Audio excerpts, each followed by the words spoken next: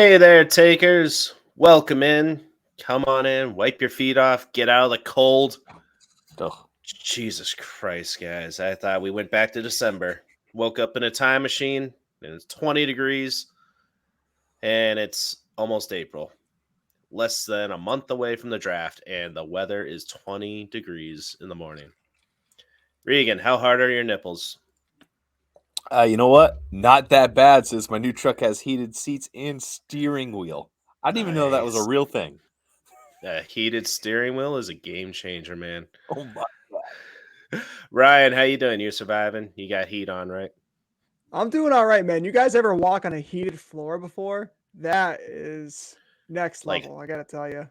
Like hot coals, like you some sort of Tony Robbins cult where you're walking on hot coals at bare feet. No, What are you like talking a about? like a heated kitchen floor. You tend to find them in the kitchen usually.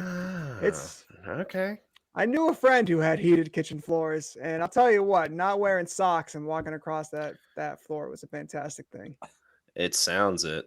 Radiant Maybe floor heating. I was drive gonna for say- work.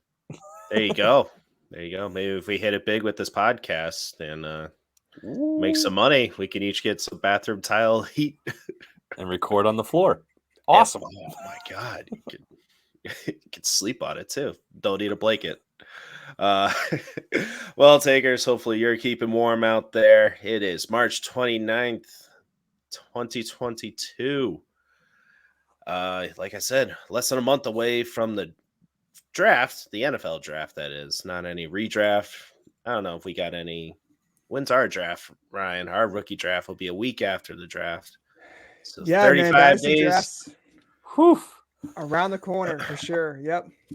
Got to get your research in. Luckily, we'll be helping you guys out. We're a fantasy football podcast where we just give you our tips on everything fantasy football. We're going to get into the rookie class for the quarterbacks, highlight some QBs that we think are going to go early enough to become possibly fantasy relevant or definitely an investment in your dynasty drafts. So stick around. We'll get into that. Break down what the experts are saying, what we're reading, what we're seeing with our own eyes. We'll get into Haynes' briefs. There's been some news since we last recorded, some big news, and some itty bitty news. But we'll unpack that later. But first off, I wanted to ask you guys, which team has done the best in free agency? Like, I suppose you could say filled the biggest hole of need. Bynes has been coming all night long, but then he pulls out, and it's just hard. It's been a while since he's seen a hole that big. Jesus. Ryan sent me that video to make the drop weeks ago, and I had to shoehorn it in. I'm like, I've been sitting on there for too long, so decided to throw it in. Oh yeah, big hole sitting on. Then they deleted that video, so thank you, Ryan, for sending me into that quick sound drop. But yeah, what team do you think in free agency, in their trading, who's the winner, who's the loser in fantasy and reality? You can take it from here. I can lead you in. We're going to get to it later, but a bit of a homer.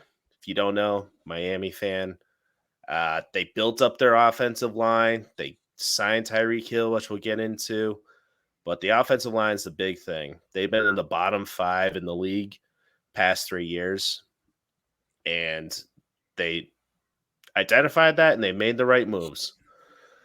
So I think they've improved in reality and fantasy football. It's going to help everybody in the backfield get some time out for the receivers. So they're my winner for me. Loser, New England. What the hell is Belichick doing? Nothing. Malcolm Butler. Ooh. Yeah, Whoa. We just got a safety today. Got Peppers. Jabril Peppers. Yeah. Yeah, another slow guy that won't be able to keep up with Tyreek Hill. Been excited for it if you weren't able to tell. Regan, what team in the NFL do you think is the winner, loser, free agency? Who do you got? Well, I'm going to throw this one out there because it doesn't count. But definitely the Bucks because they got Tom Brady back, but it wasn't really a free agent. But I would say Cincinnati grabbing the 2 offensive tackles, protecting. Oh my God. Joe Burrow. This happens to me. Joe Montana. Yeah. Protecting Joe Joe Burrow a little bit more in the pocket, letting him play his game, and being able to feed it to the receivers a little bit more. I think was the smartest thing they could have done. Obviously, they took Jamar Chase in the draft and passed up players they could have definitely used this year. So I'm pretty excited about that and seeing that offense now with a little bit more time. Yeah, it should improve from last year. What about you, Ryan? My big winner is the Jacksonville Jaguars. I think they've done a lot Really? to they've really added a lot of mediocre players to their roster. It's very consistent with what they've done over the last 20 plus years. And I like what they're doing down there. I got some more Jaguar take, but seriously, Okay. I it's hard to argue against the Dolphins. They added value pieces at the running back position, which was an area of need. They bring in a top 5 wide receiver, and they sign a Pro Bowl left tackle. I mean, I don't know how you do better than that. So I'm going with the Dolphins as well.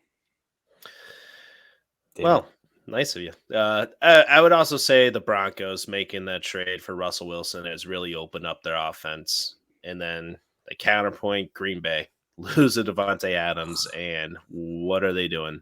I guess the running back room gets a bump, Ryan. Aaron Jones is going to be a first-round pick because he'll be getting a lot of targets. I don't know. I mean, my loser would either be Green Bay or the Atlanta Falcons. Because it has been a pretty rough offseason for the Atlanta Falcons so far. Losing Ridley, losing Matt Ryan. They retained Cordarrelle Patterson. They lost Gage. Man. It's all part of their plan. We'll get to that later with our QB scouting report, our breakdown there. I got some notes on the Falcons and what I think they're planning. But yeah, it's been an exciting offseason. So let us know in the comments. You're watching on YouTube. Just a tip, a fantasy football podcast. Leave a comment there. See who your winner, loser is. Reality fantasy football. We'd love to hear about it. Talk to you guys about it. Don't let us just talk. We want to interact with you. And as Regan's banging on some metal over there, drumming up. It's all good. You can listen to us on Apple and Spotify. You listen on those audio platforms. You can leave us a review. Be much appreciated. You can find us on Google and Amazon as well. Just a tip, a fantasy football podcast. And you can find us on Twitter, Instagram, Facebook. Just a tip, FFP. Oh, and TikTok. Don't forget that. Yeah. That's a big one. It's a work in progress. Our channels are growing there. Oh, he's working. Earning the follows and stuff. So can't appreciate that to all you takers out there who have been sharing our posts, interacting with us. And speaking of posts, Regan, we had a big project this week. You've been having it for months, designing our logos and stuff. So before we get to the briefs, just want to talk about our bracket challenge that we had. So I'll bring up what our bracket was before. And we had a lot of people voting. So if you're watching on YouTube, you can see this. And we had some good results. Regan, what do we got? Yeah, guys. So really appreciate all the votes. We had nearly 50 votes on these things. And I know, like everyone else, taking polls, like no one takes them. So the fact that we even got 50 is amazing. We had, some good competition. A couple of them a little lopsided. We're not going to really get into the numbers, but we definitely will be posting up the winners coming up soon, the final 4. You're seeing the winners right now if you're watching on YouTube. But really excited for what we got, and please vote coming up next week. This is when it's going to get a little bit more difficult, and we're just excited to see where this takes us. So thank you guys again, and keep voting. Appreciate it, Regan. Appreciate you takers for not just taking our tip, but taking the poll. The whole poll. No, seriously, we do appreciate it. It's been helping us out. We'll be sending out the next one for the Final Four. If you would take that, be much appreciated, like Regan already said, and I'm repeating myself. Ryan, let's open up your briefs. Sweet sassy molassie. Has anything happened this past week? Well, it's been a long day. It's been a long week. We got to just maybe go commando tonight, air it out a little bit. Mac, maybe you heard about a little trade that happened over this last week involving one Tyreek Hill. I hate this kid. Oh my God. So Mac has not shut up about this stupid trade and posting about it and creating all these different videos. He couldn't be more excited, but Tyreek Hill traded to the Miami Dolphins. He's traded for a 2022 first, which is pick number 29, second round pick this year, pick number 50, and a fourth round pick this year as well, plus a fourth round and a sixth round in 2023. So they get a handful of picks back for Tyreek Hill. The Chiefs, that is. So Mac, let me hear it. What's your reaction on record? Here we go. It goes real fast. They're really fast. They're faster than fast. They look fast. People look not fast. How's that for my reaction?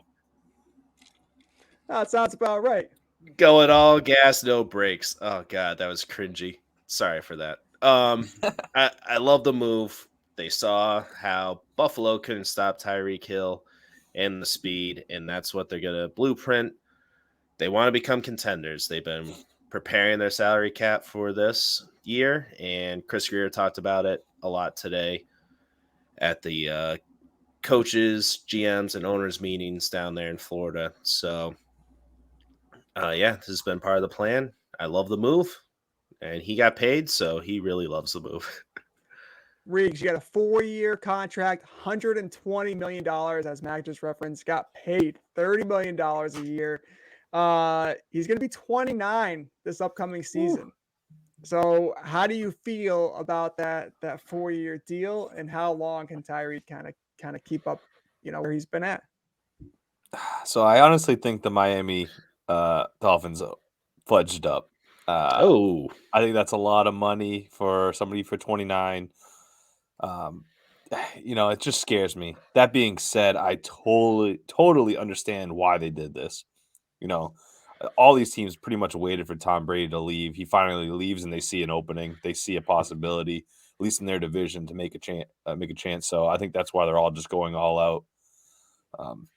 I think they had to do make a splash like this in general, but that's just a lot of money for one guy.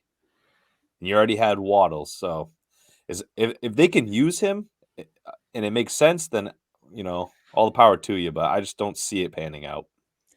It's a lot of money. It's a lot of capital, draft capital, that is. And listen, I just got to say this. Like, we're talking about all this madness from this offseason, right? Tyreek Hill, Devontae Adams, Russell Wilson, all of these guys, but particularly with these wide receivers, the Jacksonville Jaguars have totally changed the scope of the NFL by giving Christian Kirk $21 million a year, because every single receiver at that point, sorry, I'm getting close to my mic, I'm getting excited, at that point was like, there's no way Christian Kirk's making 21 mil and I'm making 17, 18, 19 mil. You got to pay me $30 million a year. I'm at least $9 million a year better than Christian Kirk. And that led to Adams leaving Green Bay. It led to Tyreek, excuse me, looking for a trade out of Kansas City. I'm all flustered here, boys, but the Jaguars, they have set a new market, and they totally have created all of this chaos. It's fantastic, to say the least. I love it. Yeah, you're so right. That's exactly what happened. Are you not entertained? I love all the moves. Everybody get better. Try. Stop dilly-dallying, tanking for 5 years, and then trying to make something happen. I love it. Absolutely. So let's move on to the next bit of news, which I really hope this is the last time we have to talk about this guy. It's literally been every Haynes brief since we started season 2 here. Tom fucking Brady comes back in the news this week. Now he's getting traded to Miami. Mac, what's happening? What's happening in South Beach here? So there was a bunch of rumors happening this week about Brady moving a little further south. I'm referencing Dale Arnold, formerly of WEI. He's on the Bruins Nesson broadcast too. He's very annoying. I don't like the guy, but he is plugged in. He knew when Gronk was coming out of retirement. He knew that Brady was going to Tampa Bay before anybody else did. So I thought there was some truth to his tweet. So I asked the Miami Dolphin community on Twitter, which was a huge mistake, why hasn't Tua posted anything about Tyreek Hill coming to South Beach? Like, hey, let's get after it. Nothing.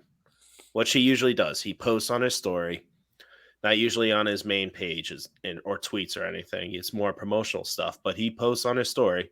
No reaction video like he did with the coach. So I was like, it seems a little fishy. They might be shopping him. They might be trying to get Brady. So I just asked a question. And everybody attacked me. Oh my God, he didn't post on social media. Ugh, crying out loud. I was like, dude, shut the hell up. All I asked is, did anybody else find it suspicious? I'm not saying that he's moving. It's possibly next year. That's what I'm hearing. Brady next year to the Miami Dolphins for 2023. I'm not betting on it, but I would love it. I hate it so much. You would hate it. Why would that? You would not want to get your ass kicked? He can't win in Miami anyway, so don't worry about it. That's a good point. All right, so the next bit of news from the week, owners and coaches meetings. So a new rule change. And Mac, I know you had mentioned this. Is this active for this year immediately? It's starting this year. Yep. Okay. So a new rule for the postseason only, both teams in overtime will get the opportunity to have a possession, regardless of whether or not that first team scores a touchdown. So Regan, what is your initial reaction to this? Do you like this change? Do you think it's appropriate for the postseason more so than the regular season? What are your thoughts? Yeah, absolutely. I think it makes complete sense only in postseason. I think it's a long season in general. You can't be doing this for every single game. So that being said, postseason is when it really matters. You just can't decide it on a one score basis when it comes to postseason. Players play so much, so long, sweat blood and tears into these games, and get to a championship or maybe even a Super Bowl, and you lose it in overtime because you just didn't get the ball yet. Horrible. So good move on them.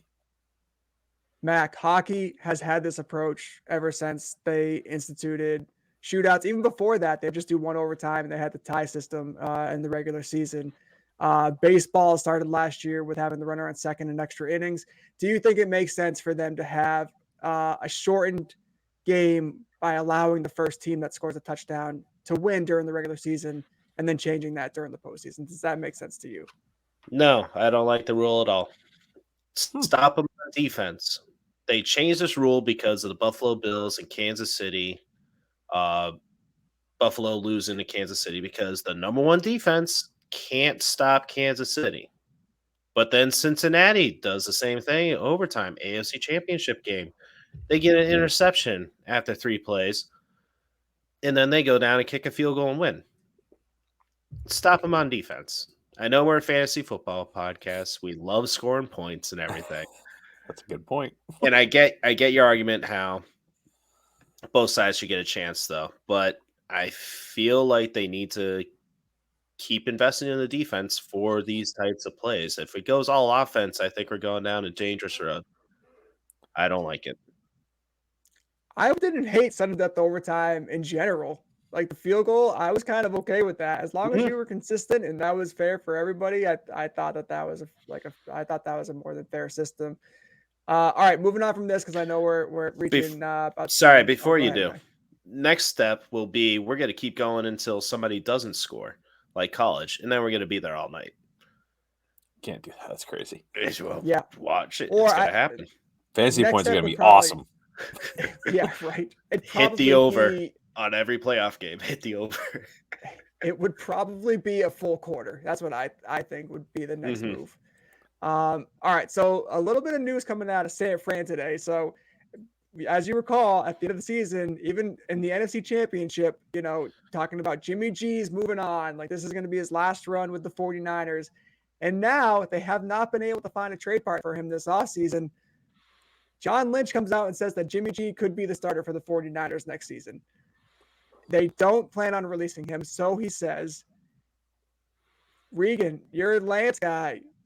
Do you think this is a possibility? You think Lance rides the bench for a second year? Sadly, I don't think it would be a full year. I think eventually they're going to have to plug in Trey Lance and hopefully trade Jimmy mid-season after possibly an injury or something like that. So I think that would end up happening. But I definitely could see this happening, and it sucks for especially Dynasty players that were hoping that Trey Lance was going to play.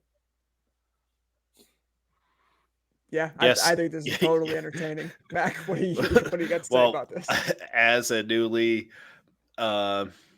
inherited team or inherited manager of a team that has Trey Lance, I would love for him to start. I think they're just trying to increase his trade value, though, because of his shoulder injury and stuff. I think it's just all talk. You don't trade up to the third pick overall, take a quarterback, have him sit pretty much the whole year, and then not start him the next year. You can't do that. I think they tipped their hand, man. By coming out and saying that Jimmy was going to be on the move before the season ended and that Lance was going to be the starting quarterback, I think when they went to go explore trades for Jimmy G, everyone lowballed them because they knew that they had two quarterbacks. They figured they'd be desperate to get rid of Jimmy G because he is like, what, $20-something million against the cap. I think they screwed themselves over by coming out and saying that Jimmy was going to get traded definitively. So they're trying to backtrack at this point. That's what I see. I see we're not going to release him. He's probably going to be our starter. We're going to go into camp with him, and they're going to ride this out as long as they can until either there's an injury or until somebody's willing to spend what they want. So and I don't think they'll get it. Yeah, they won't get it. I don't think so either. Doesn't he have a no trade clause too? Or it's fully guaranteed money, something like that. He has some sweet deal in his contract. I gotta look that up.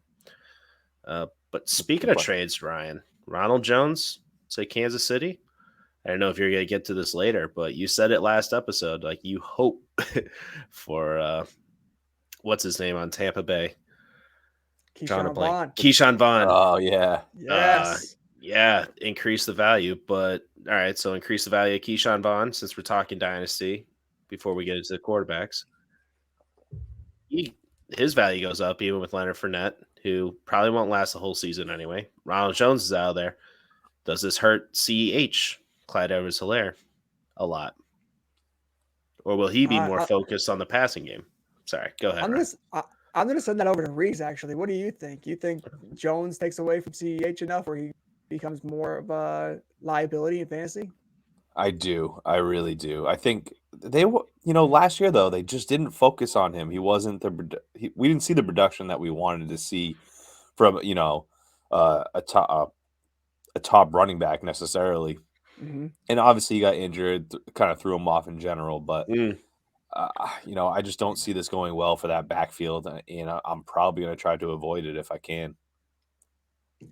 Yeah, this is a lesson to you dynasty owners out there that landing spot does not always mean more production, because that year leading up to the 2020 rookie draft, DeAndre Swift was the number one pick. It was DeAndre Swift or Jonathan Taylor, and that was consensus until CEH ended up in KC, and he jumped up all the draft boards and was taken number one in most of these leagues. So it's just buyer beware. When a guy gets a really good landing spot, doesn't necessarily mean he's going to produce. Last bit of news here: Detroit Lions chosen for Hard Knocks. Mac, kneecaps. If I were a lion and you were a tuna, I would swim out in the middle of the ocean and freaking eat you, and then I'd bang your tuna girlfriend. I messed up. we're going to get up, and on the way up, we're going to bite a kneecap off. That's the drop I meant to press. They're both good. Detroit. They both work. Yeah, I don't know how I feel about this. Jared Goff's boring. Campbell we've seen when he was with Miami. I don't know. Hawkinson seems like he's boring. It's all Campbell. It's all Campbell. He's going to have to carry that whole show. He probably will. He's pretty jacked. Just watch him drinking, chugging coffee as he's walking in. You know, they're going to play that up a lot. It'll be better than Dallas last year's, though, for sure. But, yeah, I don't know. We'll see. You got to watch? I barely watched last year's anyway. Nope. I think I'll watch this one. I like Dan Campbell, and I think his coaching staff probably has the same amount of energy as he does. So I'm curious to see what goes on behind the scenes with him, and how he responds to players and whatnot. Regan, you don't watch TV, so you're not watching this. I don't watch the movies you have. Weird. Oh, come on. Mac has some weird interests. But do you have a TV in your room yet, Reeks? No, I still haven't got half my furniture. Come on, man. Just all these shows. You just need to get the TV in your room. Oh, that's true. One day when I grow up. Once I grow up and have big boy things, huh? Yeah. All right. Appreciate it, Ryan. That was extensive briefs, but people say it's a slow news day, and it really wasn't. Slow season. You takers out there listening, we appreciate it. Share our tips with your friends and family, and we'll get into our rookie quarterback breakdown. We'll come together and we'll touch some things. Come, let us gingerly touch our tips. All righty. Ryan, you've been heavy into the rookie breakdowns, so I know you just talked a lot. I'm sorry. You want me to talk first or you? No, it's okay. I got it if you need it. All right. We'll start off with Kenny Pickett, Pittsburgh quarterback. He's a senior, 6'3", 217 pounds. It lists some strengths here on the overlays. If you're on YouTube, you got to watch YouTube to see what I wrote there. But Ryan, what's some strengths that he has? Quick release, elusive, experienced. I think that's spot on. I mean, we've only seen him produce at a high level for 1 year in college, but I watched the Senior Bowl, and I don't watch a lot of films during the year, but just watching the Senior Bowl, he was 8 for 9.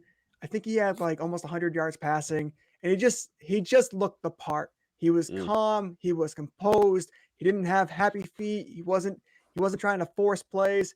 He was smart, he was making good passes. He's a pretty accurate passer. He's the most NFL-ready quarterback of this year's draft class. Agreed. I agree. What are the experts saying? Where's he projected to go? Well, we got we went off of CBS and a couple of their experts here and their mocks. Pete Prisco, he says Carolina Panthers round 1 pick 6. These guys are all over the place with Kenny Pickett, by the way.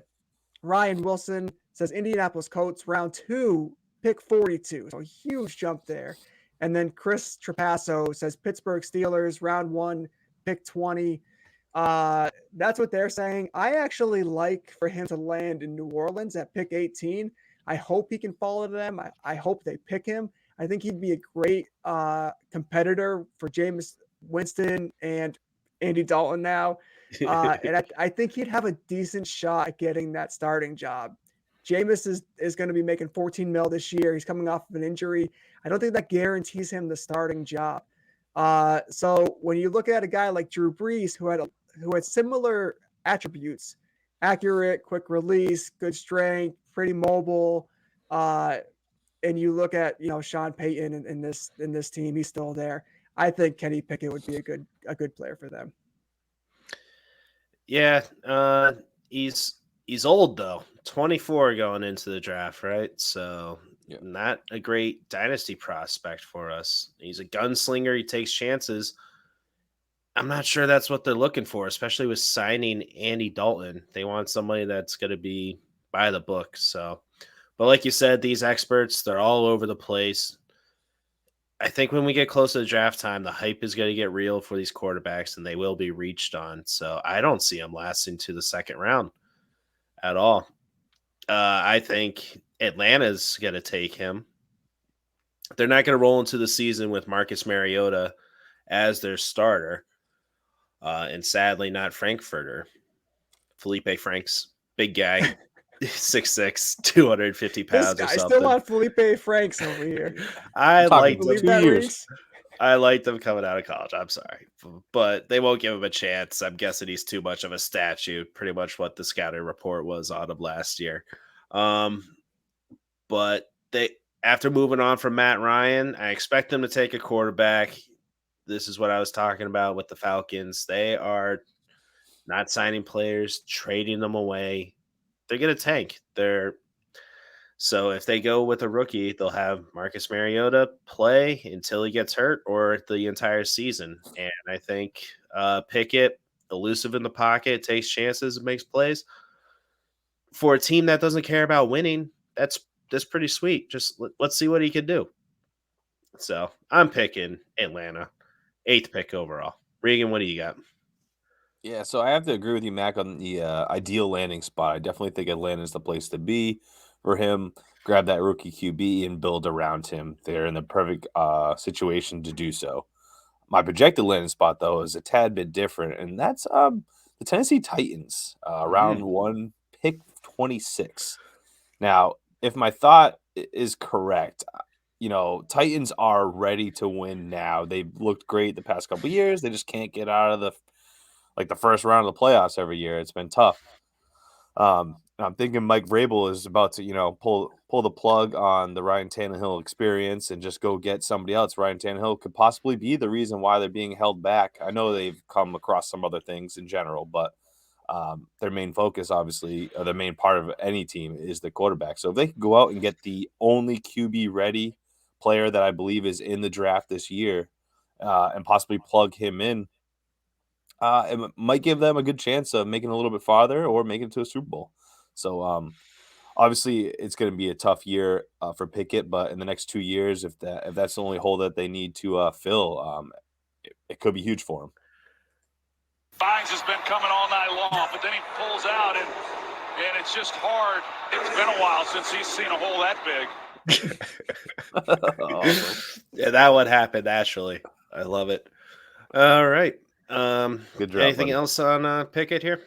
Yeah, I like the Titans thought, Reeks. I really do. I think Tannehill probably ends up starting this year, but to sit behind him to get a year's worth of experience and then to possibly come in next year if the Titans can't get past the first or second round of this playoff coming up, I think that I like that move a lot. The only thing with Atlanta, Mac, that I think with Pickett, I think this team is also going to tank, and I think there's a better quarterback class coming up in 23. So focus on getting the pieces to surround your future quarterback, and just I think they can probably expect to be in the bottom 3 of the league this year and probably have a top 3 pick in next year's draft. So you were saying the day after the 328 anniversary day for the Falcons, they are going to do the smart thing and build around the team first before they draft a quarterback. Pretty bold of you to say. Ballsy. I should have caveated that. I just think the QBs are going to be hyped up and they're going to be like, crap, we need to get one. I could see that. Yeah, I could see it. Yeah. But you're right. They should. That's the path, the avenue they should take. So I concur. All right. Next, we got Malik Willis from Liberty. 6'1", 219. Strengths here, Ryan. Huge arm, God-given athleticism, and he's zippy. All right. You had a little bit more elaborate scouting report on that. Why don't you get into that? No, that was basically it. Supreme athletic gifts, massive arm. He's definitely raw. He's gonna need some time to develop as an NFL quarterback. But another guy I watched in the Senior Bowl, he was impressive, man. But the only thing with Willis that I didn't like is that it almost seemed like he was run first at times, and that would lead him to run directly into his line. The pocket would kind of collapse around him. He'd try to find a hole in the middle, and then he just kind of run into his lineman and get sacked, or just dump the ball to whoever he saw, and it wasn't super smooth. But when he broke free and was able to get a decent run, I mean, the guy racked up like 70 or 80 rushing yards. Does have a big arm, but we'll need some time. I think he lands with the Atlanta Falcons. Oh, jeez. With that said, I think this is the kind of there. You got Najee Harris. They have shit O-line, which they have not done anything to address yet this offseason. So having a guy this athletic behind center, I think, would be a good fit for the Steelers. They didn't do anything last offseason for him either. I don't know if Tomlin's just stubborn and just like, nope, we're good. We'll develop him. We'll coach him up. I don't know. We'll see. He seems like he's the consensus from the experts, though. Not us. I'm not talking about us. First round pick. Prisco thinking number 8 overall. Ryan Wilson thinking to Seattle, number 9 overall. And then Detroit Lions, number 2 overall. I don't see that happening. Regan, what are your thoughts? Sorry, that was Chris Trapasso. That was Detroit. Yeah, he was smoking something when he made that assumption. Maybe.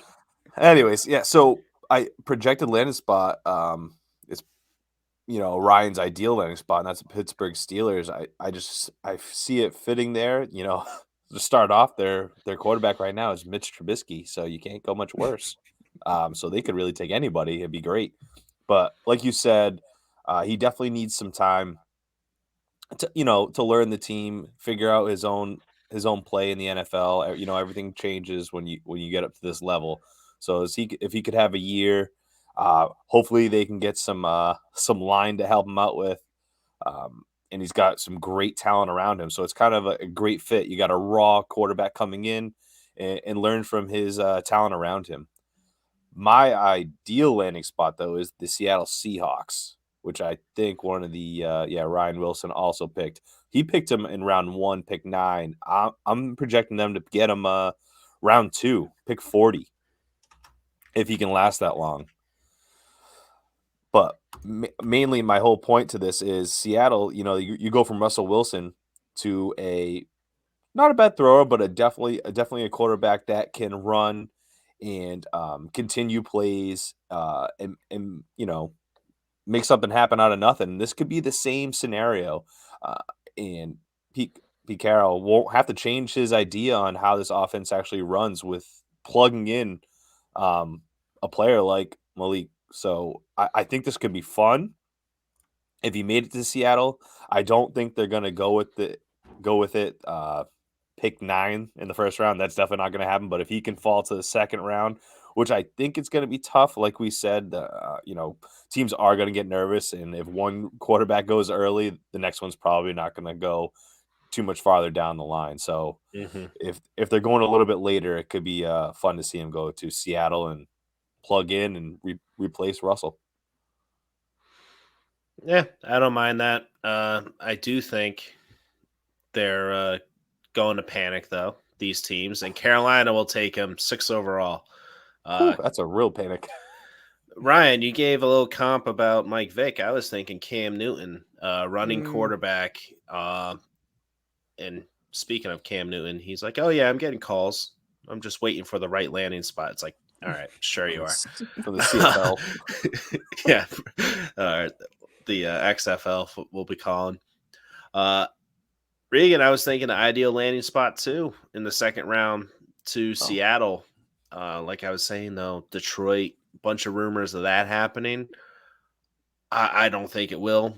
Jared Goff, he still has a huge cap number next year of dead cap space money if they cut him and they rolled with a rookie. And like I just don't think they're ready for that. Like we were talking about with Atlanta, build a team around. They gave Campbell a 6-year contract to coach last year. In the second year, they're not drafting a quarterback in the first round, or never mind, second overall. They knew it was going to be a long haul, and that's what they're gearing up for. Build the team around like Kansas City did, and then get your Patrick Mahomes. But Carolina, they need a QB. Rule's job is on the line. They want to bring some excitement to the team too. Sam Darnold is not doing it. They screwed themselves over. They've really pinned themselves in the corner here. They haven't traded for a vet either. So I'm looking at the money and I'm looking at the moves that teams have made in free agencies, and that's pretty telling.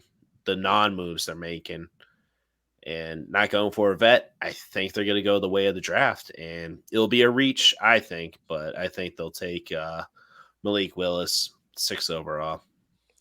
This year is very different than other years. It really is. Once you get past Carolina, Atlanta, Seattle in the top 10, these quarterbacks could easily slide into the second round. There's no guarantee that the Steelers are going to pick a quarterback at 18. They might be okay with Mitch Trubisky over the next year or two. There's no guarantee that the Saints are going to be looking for a quarterback when they just signed Winston to a $14 million deal. And then after that, there's not a lot of teams that really are looking for a quarterback, or I don't know if they're going to want to reach for a quarterback in this draft. So I do think the writing is on the wall for Carolina. I agree with your point there. They clearly wanted to target the quarterback position this offseason once again. They've been balking on quarterbacks over the last few drafts, ever since Cam Newton was really out of the picture. And maybe now's the time. Yeah, I think there'll be 2 quarterbacks taken in the first round. Reach for anyway. Back at the end of the round, maybe somebody will take a shot. But I read somewhere that a quarter of the NFL teams do not have a first round pick. So Eagles and Jets have a lot of picks in the first round. Yep. Yeah, I believe, does Detroit have 32 and 33? I believe they do. And I could picture somebody easily trading up to snag one of those picks on the turn. So they have the 32 from the Rams, and then they have the 34. 34, okay. Mm-hmm. So, yeah, so I'm thinking those, they're so close. They might be willing to trade one of those for something. So I could picture a team coming up and snagging, somebody early second round. But, yeah, I agree with you, Mac. Probably two in the first. It's a tough QB situation going on in this draft. It's not that much of a difference between a Kenny Pickett and a Sam Howell. Not like there is Trevor Lawrence and a Kyle Trask. Mm-hmm. It has that feel. Like it could go anyway. There's not much separation, generational talent or anything like that. So we're all just spitballing, just trying to figure out, see what the team's needs are. That's what we're focusing on. And their skill set, and go from there. And I guess their tendencies as well. But Matt Corral, Ole Miss, 6'2", 212. Oop, I forgot to bring up the overlay. Damn it. Struggling over here. There he is. Let's see. Some of his strengths here, above average guy. Oh, above average arm, excuse me. He has a quick release, lightning fast, some might say. He can run. He's pretty athletic. And Ryan, he has a goldfish memory. What do you mean by that? I love it. Little Ted Lasso reference, man. 10-second memory. You're welcome. Wow. But yeah, Regan has no idea what we're talking about. I get the concept. Idiot. Yeah. Makes a bad play. He forgets, moves on. So projected first round pick as well. Pittsburgh, number 20 from Pete Prisco. Ryan Wilson, pick 18 to the Saints. I don't know if they're going to do that now after their QB signings, but he has some weaknesses, though. The balls need to be rearranged. Oh, geez. He doesn't go deep enough. Poor guy. He has a short vocabulary. Oh, he doesn't make many reads. That's what I'm getting at. So, all right, this guy. He doesn't his own jokes. Yeah, I know. I'm just trying to see if they land. So yeah, it seems like this guy, he has most of the weaknesses out of all these quarterbacks we're talking about tonight. We got one more after this. But Ryan, what are your thoughts on him? You know, it's interesting. Matt Corral was if you had this conversation a year ago, he was unanimous number 1 quarterback in the draft. Has an injury this last season with Ole Miss. Clearly very talented. Like you said, has a short memory. He can make some really big plays, especially with his legs. But we'll see. Some of the stuff in the scouting report was like can't throw deep to his left. And yeah, so that was just a little weird. I do think he's someone that would slip into the second round. I could see him being a good value for like a Seattle Seahawks round 2 there, pick 40. Same kind of similar to what we were talking about with Willis Reeves, with the point as to why he would be a good fit with the Seahawks. Corral presents in a similar way, just doesn't have that same arm, but good with his legs, has a decent arm, can get it to Metcalf, can get it to Lockett, can make plays. And that to me is the kind of guy that they could get in the second round at a good value. I think ideally he lands in Pittsburgh though, because I think that's the ideal landing spot for most of these quarterbacks. It really is. Mm-hmm. I think we all think Pittsburgh's going first round, and watch they'll go defense. Maybe they trade with Detroit. Maybe. Regan, how about you? Where do you think he's going? Yeah, so I got a different feel with Matt Corral, and I think he might be the best QB in here long term. Obviously, Pickett is ready now. Matt definitely needs a season or so, but I'm thinking the Washington Commanders. They might grab him round 1, pick 11. I think it is too early. I truly do. But Washington, ever since the RG3 experience, it didn't pan out very well. They've been looking for a QB for quite a few years now, and they might just, take a shot on somebody. If Pickett's to go early, I could see him, being the second QB off the board.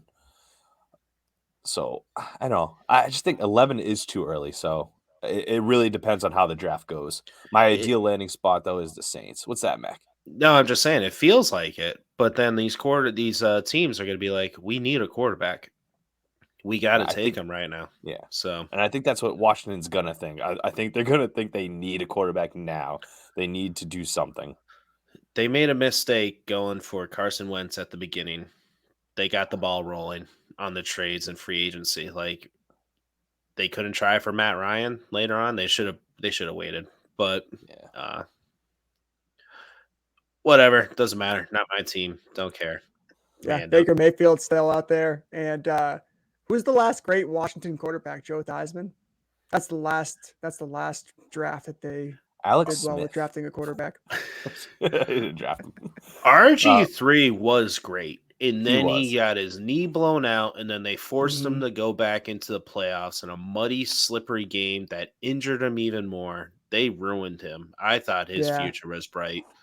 With him and Andrew Luck, that was an awesome 1-2 draft pick quarterback class there. That was awesome to watch, and it's really sad that happened to him.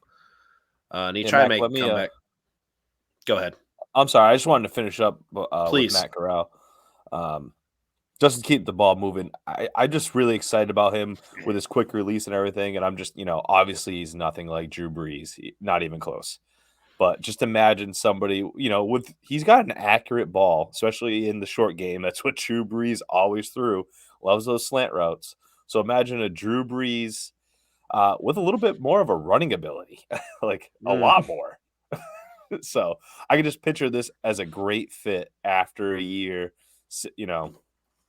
maybe sitting behind Watson or something like that in this New Orleans. Winston. Oh, Winston. That's what I meant. You see me pause. I was like, I know you're right. like, I was like, whatever. But anyways, you throwing them. The rumors were strong. I don't think we really talked about it much. I thought Watson was going to the Saints, so idiot. They made that salary cap room. I was like, oh, that's where he's gone. I picked up Kenny Stills just in case in Dynasty. This guy. I like the Saints. I like Corral the Saints too. And I think he's got that New Orleans swag that they're looking for. Ooh, baby. All right. I'm going the opposite, guys. I want Pittsburgh. I think he's the pocket passer that they need with the weapons. He can still get out when that pocket breaks down, though, as well. The chances of Trubisky actually keeping his starting job, I don't think that's happening. Not for long, anyway. And this is kind of foreign territory, though, for Tomlin. So if anybody says definitively that the Steelers are going to do this, don't listen to them because we have no idea. It was kind of like Belichick last year when he took Mac Jones 15th overall. We never seen Belichick in that position before. So Tomlin without Roethlisberger now, it is the same in my opinion. But I would like to see him there. He can run the ball when he needs to, but then he also has Najee for that and some great wide receivers there that he can throw the ball to. So the only problem is that offensive line breaking down. We'll see if he can handle it because when you watch film on him, his pockets are nice. They're deep, they're rounded, and he doesn't have to scramble too much, but he can when he needs to. So I do like that. But yeah, so like I'm betting $100 to Pittsburgh. No, I'm just kidding. Nope. Wow, I like it. Do it. $10. Do it. All right, $10. $10. We'll do it. We'll do it there. He just has to put his balls in the right place, and I'll put my money in the right place too. Put in those pockets. He takes too many chances and he throws the balls wide. Anyway, circling back to what we were talking about. Next guy on the dock. Right, you guys don't have anything else? Good. No. Sam Howell. North Carolina. Wow. Let's get that out. Jesus Christ. Carolina. Sam Howell from North Carolina, 6'1", 218. This guy. Some strengths. We got a big arm. Big stretch is what they call him because he stretches out that defense, Ryan. Did you know that? Like John Gruden over here with these random ass nicknames. I love it, dude. This breakdown for you is fantastic. Mm-hmm. He's a tough runner. I have some stuff on the overlay, so if you want to see, you have to watch it. I'm not going to list those anymore. Breaks tackles and stuff. He has some good experience. 37 games as a starter, and he's only 21 years old. His weakness, though, he likes to grip those balls too long, and he's not able to improvise too much. Talent isn't there as well compared to these other guys that we talked about. So he's a bit of a project. Is that what we're saying, Ryan? Yeah, I would agree with that. There was a big takeaway from the scouting report that I read from frenetic playing style. And I think that sums up Sam Howell pretty well. He gets frantic. He's kind of wild. When I was watching the Senior Bowl, the one takeaway I got from him, even though he was effective and he was completing passes and he looked good and he was, throwing the ball away and making smart passes, he had happy feet. Like it looked like he didn't know what he wanted to do, and he was just constantly like just moving in the pocket. And I'm like, dude, settle yourself. Like that's not going to work at the NFL level. So my fear for Sam Howell is when he gets a chance, he's going to be a turnover machine because he just doesn't seem like he's super composed. So we'll see. I think somebody takes a flyer out on him. I think maybe Detroit with one of those late picks, 32 or 34. Maybe they trade back with a team, pick him a little bit later, maybe acquire another asset later in the draft. So I would say Detroit's a good landing spot. That's what Ryan Wilson had said at 32. But he could be one that slips a bit. Yeah, I think you're right. What about you, Regan? Yeah, my projected landing spot is with the Detroit Lions. I'm thinking if the quarterbacks kind of come off the board, they come in, round 2, 34 pick, maybe a little bit later or whatever it may be. And then just try to snag somebody and have them play behind Goff for a season, see what happens. My landing spot, though, my ideal landing spot would be for the Colts. Round pick 42, have him play behind Matt Ryan.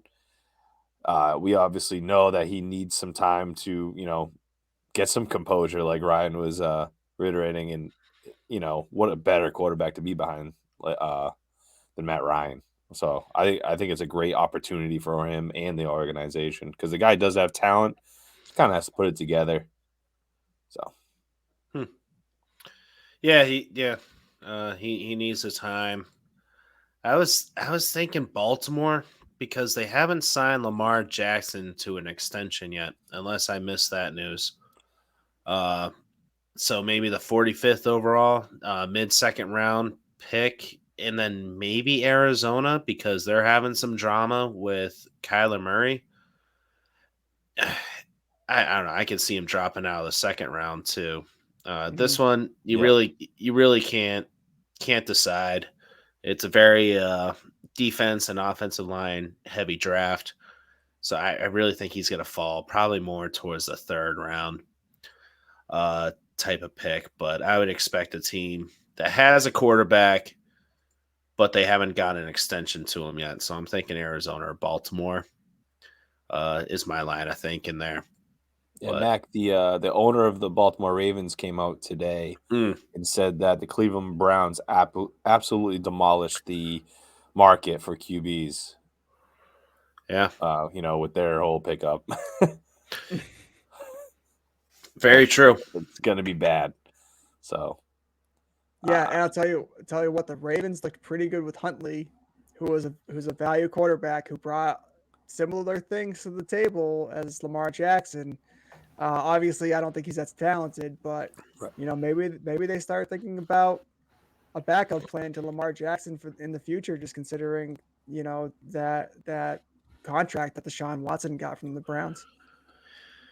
Yeah, they're gonna have to go cheap, but yeah, Huntley too. But even with Jackson not being 100%, they didn't trust Huntley. So I don't know. I would have given him a shot more. Jackson getting sick all the time. He had the flu like 3 times last year. It was strange. Have some vitamins, guy. Hydrate. Stay warm. C, orange juice, bro. But yeah, I think he needs an extension. So I'm curious. We gotta dig more into that. It's a different thought, though, Mac. I like that. A little outside the box thinking. Just to one of those teams. But like Ryan said at the top, a lot of teams kind of settled on their quarterback already. So these guys, they could either be reached on in the first round or drop all the way to the third round. We'll see. It'll be exciting. You guys got any more thoughts on these guys?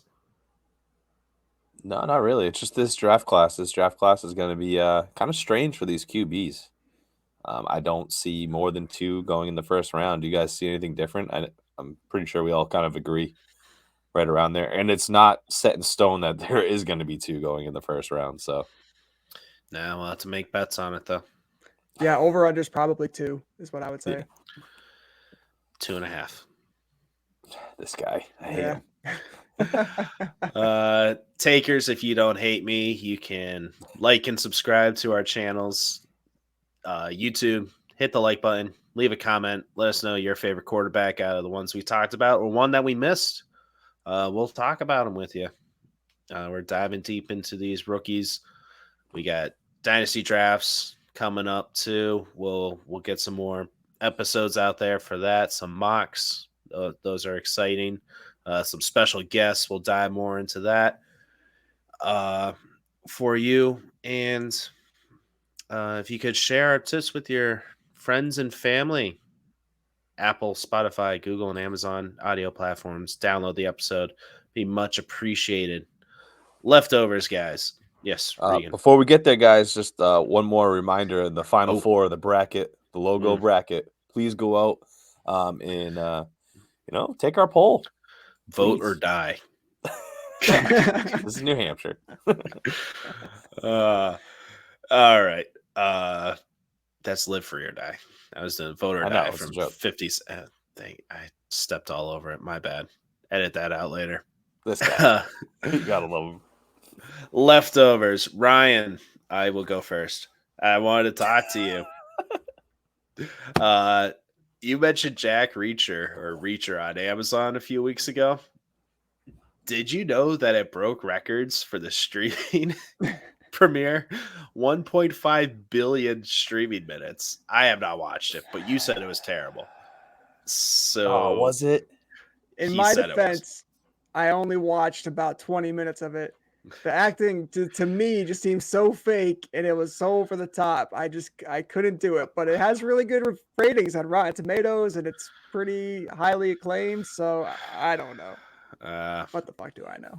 The I best still parts haven't were at given the it a end, chance. obviously, Ryan, when you shut it off. Exactly. You missed it. You missed it. I started watching Halo though. Only one episode. Yeah, it's not great. It's not great. But it's Regan. on, what is it on Paramount Plus? Paramount Plus. Who has And, that? My brother Mike, who loaned me his password because I have every other service, and I'm like, I refuse to buy another one. I'm all set with that. It has potential though, but why not just follow the fucking script from the fucking games, Paramount, or whoever is making Halo? Action's cool.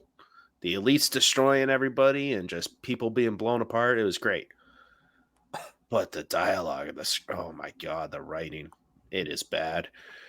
But it's only been one episode, so I give a show 3 episodes, and if I'm on the fence, I'll stick with it for a 4th. But if I'm off, nope, done. 3 episodes, that's all I give you. Ryan only gives you 20 minutes, so that's pretty good. I know. Yeah, you gotta catch me quick. Hook me in. Sometimes that's all we need is 20 minutes from Ryan. Regan, what do you got for a leftover? Oh my god. Honestly, I don't got much other than just getting excited for this and getting into these rookie drafts and whatnot. So life's coming at all of us fast. So I was gonna say you've had a long week and good to get into fantasy football. It really is. It's a good getaway, guys. You know what you should get into if you have HBO Max, the show Minx. Produced by Jake Johnson from New Girl. It's actually very well done. It's about a feminist who has a magazine that she's trying to get published. Yep. And the only person you that's lost me at feminist. The only person that's willing to pick it up is a guy who publishes pornography. So awesome. It's very interesting. So check it out. Very well done. What is going on with TV? Where are we?